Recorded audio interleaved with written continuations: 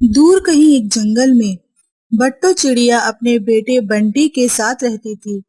उसके पड़ोस में ही मन्नो रानी चिड़िया अपने बेटे भोलू के साथ रहती थी। बट्टो और मन्नो रानी बहुत अच्छी सहेलियां थी। जंगल में हर कोई उनकी दोस्ती के बारे में जानता था, क्योंकि उन दोनों की तरह किसी और की गहरी दोस्ती नहीं थी। जैसे बट्टो चिड़िया और मन्नो रानी एक दूसरे की अच्छी सहेलियां थी, वैसे ही बंटी और भोलू भी एक दूसरे के दोस्त थे। बट्टो और मन्नो रानी के बीच बारी बारी से अनाज लाने की जिम्मेदारी थी। ऐसा करने से घर में बच्चे अकेले भी नहीं रहते थे और बारी बारी से खाना लाने की वजह से उन दोनों को आराम भी मिलता था। ऐसे ही एक दिन खाना लाने की बारी बट्टो की थी, इसीलिए वो बंटी को लेकर मन्नो रानी के घर चली जाती है। बट्टो ने मन्नो रानी के घर का दरवाजा खटखटाया। मन्नो रानी, अरे ओ मेरी सहेली मन्नो रानी, दरवाजा खोलो, मैं हूँ बट्टू। अरे बट्टू, तुम अंदर आ जाओ। कैसे हो बंटी बेटा? मैं ठीक हूँ आंटी, आप कैसे हो? मैं भी ठीक हूँ। बंटी बेटा, जाओ, भोलू अंदर पढ़ाई कर रहा है। अरे बट्टू, बताओ आज कैसे आना हुआ? अरे मन्नो रानी, तुम भूल गई क्या? आज खाना लाने की बारी मेरी है, इसीलिए मैं आज बंटी को तुम्हारे घर छोड़ने आई हूँ। अरे हाँ, मैं तो भूल ही गई। घर के कामों के चक्कर में मुझे तो याद ही नहीं रहा। चलो कोई बात नहीं, अब मुझे निकलना होगा, नहीं तो मुझे वापस आने में देर हो जाएगी। ठीक है बट्टू, तुम चिंता मत करो, मैं बंटी का अच्छे से ख्याल रखूंगी। बट्टो भोजन लाने की तलाश में निकल पड़ती है। मन्नो रानी ने तो कहा था यहाँ पर तो बहुत सारे अनाज के खेत हैं, लेकिन यहाँ पर तो कुछ भी नहीं है। अब मैं क्या करूं? मैं थोड़ा और आगे चलकर देखती हूँ, शायद मुझे अनाज के खेत मिल जाएं। अरे बाप रे, ये मैं उड़ते उड़ते कहाँ आ गई? लगता है ये इलाका बड़े पंछियों का है। मुझे वापस जाना होगा। अगर अभी नहीं निकली तो मुझे घर जाते जाते रात हो जाएगी। बचाओ, बचाओ, कोई मुझे बचाओ। पापा, आप कहाँ हो? अरे ये किसकी आवाज है? मुझे जाकर देखना होगा, कहीं कोई मुसीबत में तो नहीं है। ये आवाज तो उस पेड़ से आ रही है। ये बच्चा तो बहुत हट्टा कट्टा दिख रहा है। उसे निगल कर बिना कुछ खाए मैं 2-3 दिन तक अच्छे से रह सकता हूँ। अरे नागराज, ये तुम क्या कर रहे हो? क्या तुम्हें पता नहीं ये किसका बच्चा है? हाँ हाँ, मुझे मत सिखाओ, मैं अच्छी तरह से जानता हूँ ये किसका बच्चा है। अगर इसके माता पिता ने तुम्हें यहाँ देख लिया तो तुम्हारे टुकड़े टुकड़े कर देंगे। मुझे बहुत भूख लगी है। मैंने 2-3 दिन से कुछ नहीं खाया। क्या करूँ? पापी पेट का सवाल है। तुम एक काम करो, नीचे जमीन पर एक पंछी का अंडा पड़ा है, वो टूट चुका है, तुम जाकर उसे खाओ, लेकिन इस बच्चे को छोड़ दो। अच्छा अच्छा, ठीक है, मुझे बस पेट भरने से मतलब है। अरे, ये नागराज मेरे घोंसले के पास क्या कर रहा था? कहीं इसने मेरे बेटे को खा तो नहीं लिया? मुझे अभी जाकर देखना होगा। आपका बहुत बहुत शुक्रिया आंटी, अगर आज आप यहाँ नहीं होती, नागराज मुझे खा जाता। हाँ बेटे, अच्छा हुआ मैंने तुम्हारे रोने की आवाज सुन ली, नहीं तो मुझे पता नहीं चलता। वैसे तुम्हारे माता पिता कहाँ पर हैं? वो तुम्हें ऐसे अकेला छोड़कर कहाँ चले गए? मेरी माँ नहीं है, मेरे पिताजी मुझे अकेले ही संभाल रहे हैं। मैं अभी छोटा हूँ, इसीलिए मैं अभी उड़ नहीं सकता। पापा खाना लाने के लिए बाहर गए हैं, वो आते ही होंगे। कोई बात नहीं बेटा, तुम्हारे पापा के आने तक मैं यहीं रुकती हूँ। पापा, आप आ गए। आपको इतनी देर क्यों लगी पापा?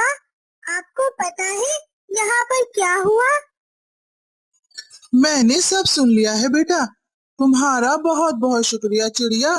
तुमने मेरे बेटे की जान बचाई। तुम्हारा यह एहसान मैं जिंदगी भर नहीं भूलूंगा। कोई बात नहीं चील भाई, मैं अब चलती हूँ। मेरा बेटा बंटी मेरे घर पर इंतजार कर रहा होगा। वैसे तुम्हारा नाम क्या है चिड़िया? और तुम चीलों के इलाके में क्या कर रही हो? तुम्हें पता नहीं यहाँ पर तुम्हारी जान को खतरा है। मेरा नाम बट्टो है। मैं भोजन की तलाश में भटकते भटकते यहाँ पर आ गई। मुझे दूर दूर तक कहीं अनाज के खेत नहीं मिले, पर क्या करूँ, मुझे अब खाली हाथ ही घर लौटना होगा। बस इतनी सी बात। बट्टो, तुम चिंता मत करो। मैं तो मांसाहारी हूँ, लेकिन इमरजेंसी के लिए मैंने थोड़ा अनाज इकट्ठा करके रखा है। वो तुम ले जा सकती हो। आपका बहुत बहुत शुक्रिया चील भाई। अब मैं चलती हूँ। रुको, मैं तुम्हें इलाके से बाहर तक छोड़ देता हूँ। बट्टो, अब तुम यहाँ से जा सकती हो। यहाँ से चीलों का इलाका खत्म होता है। और हाँ बट्टो, जब भी तुम्हें मेरी जरूरत पड़े तो तुम मुझे जरूर याद करना। जी चील भाई, अब मैं चलती हूँ। Bye bye. बट्टो मन्नू रानी के घर आ जाती है और उसे सारी बात बताती है। तुमने बहुत सही किया बट्टो। चलो, अब मैं घर जाती हूँ। घर जाकर मुझे खाना भी बनाना है। 2-3 दिन ऐसे ही गुजर जाते हैं। अब खाना लाने की जिम्मेदारी मन्नू रानी की थी। सुबह होते ही मन्नू रानी अपने बेटे भोलू को लेकर बट्टो के घर आ जाती है। बट्टो, अरे ओ बट्टो, दरवाजा खोलो। मैं हूँ मन्नू रानी। अरे मन्नू, आज सुबह सुबह इतनी जल्दी? आज अनाज लाने की जिम्मेदारी मेरी है ना, और दोपहर में मुझे मेरी मौसी के घर जाना है, इसीलिए मैं जल्दी आई हूँ। मैं जल्दी जाती हूँ और दोपहर होने से पहले लौट आती हूँ। भोलू बेटा, आंटी को तंग मत करना। हाँ, तुम और बंटी मिलकर पढ़ाई करना। मैं जाकर आती हूँ। ठीक है माँ। बच्चों, मैं किचन में खाना बनाने जा रही हूँ। तब तक तुम ये मिल्क शेक पी लो, और ये मिल्क शेक पीने के बाद यहीं पर पढ़ाई करने के लिए बैठ जाओ। आंटी, हम दोनों का तो सारा होमवर्क हो चुका है।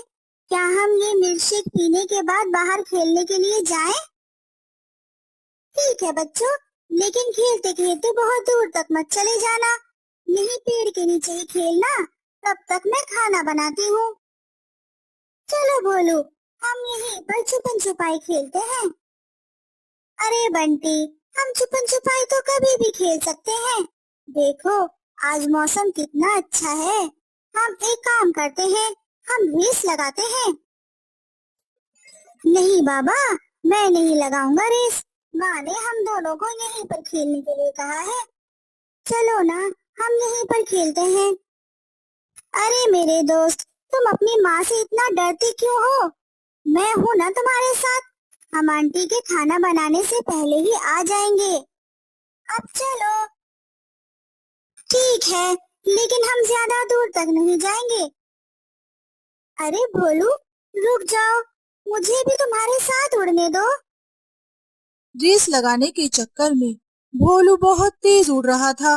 रास्ते में वो बहुत थक जाता है और उड़ते उड़ते दम घुटने की वजह से नीचे गिर जाता है। जमीन पर जोर से गिरने की वजह से भोलू का पैर टूट जाता है। अरे कोई मुझे बचाओ।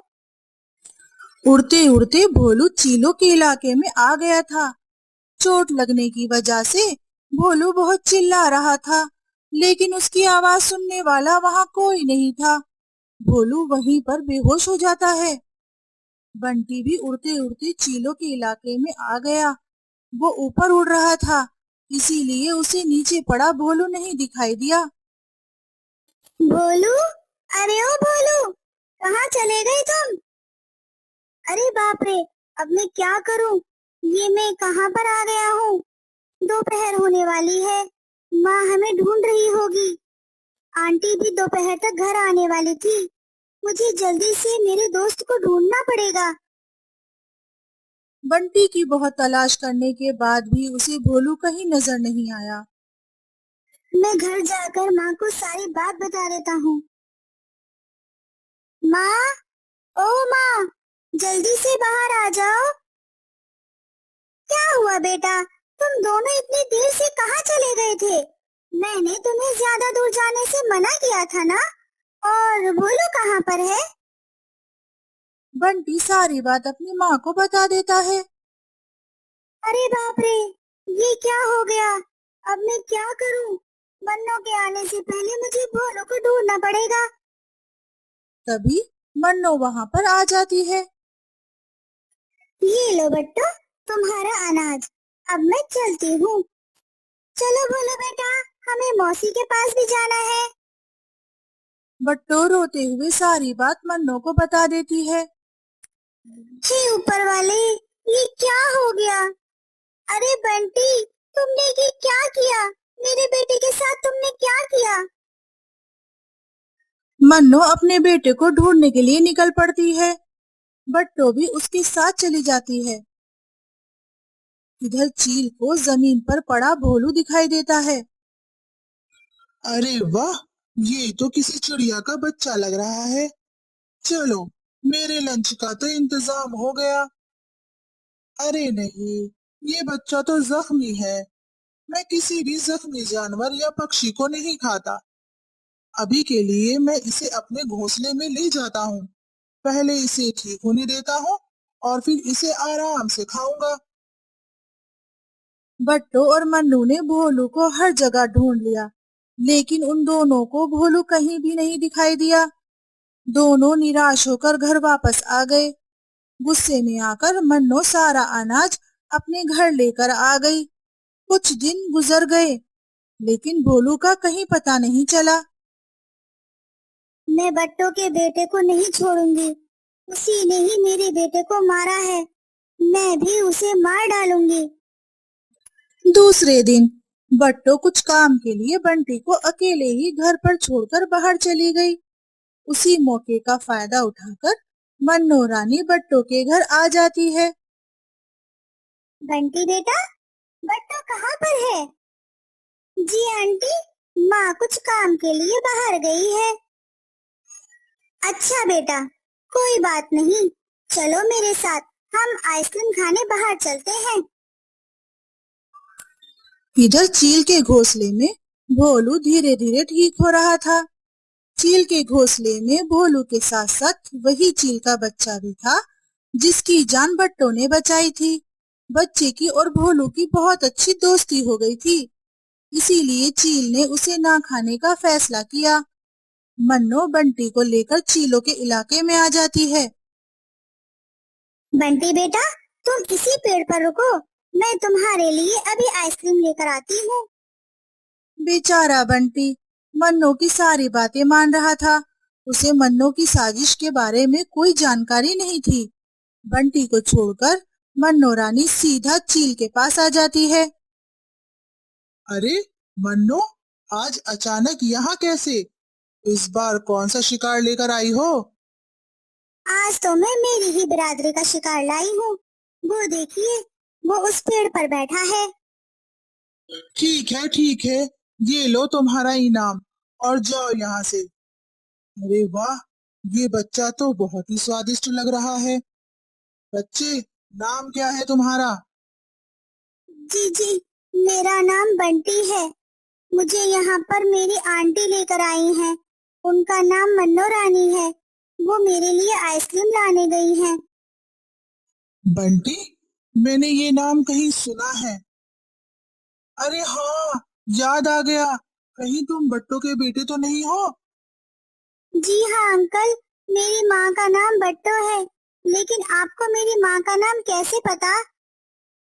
तुम्हारी माँ ने बहुत दिन पहले मेरे बेटे की जान बचाई थी। अच्छा हुआ मैंने तुम्हारा नाम पूछ लिया, नहीं तो मेरे हाथ से आज बहुत बड़ा अनर्थ हो जाता। चलो बच्चे, मैं तुम्हें मेरे घोंसले में ले जाता हूँ। यहाँ पर तुम्हारी जान को कोई खतरा नहीं है। उस मन्नो को तो मैं बाद में देख लेता हूँ। चील बंटी को लेकर अपने घोंसले में आ जाता है। वहां पर बंटी की मुलाकात भोलू से हो जाती है। भोलू बंटी से माफी मांगता है। इधर चील मन्नो को बीच रास्ते में ही पकड़ लेता है। मुझे सच सच बताना मन्नो, तुमने इतनी गिरी हुई हरकत क्यों की? मन्नो सारी बात चील को बता देती है। तुम रो मत मन्नो, तुम्हारा भोलू एकदम ठीक है। वो मेरे घोंसले में ठीक हो रहा है। उसकी और मेरे बेटे की बहुत अच्छे से दोस्ती हुई है। चलो, मैं तुम्हें उसके पास ले जाता हूँ।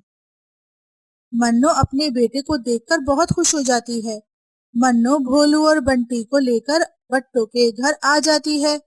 मन्नो बट्टो को सारी घटना बताती है। बट्टो, मुझे माफ कर दो।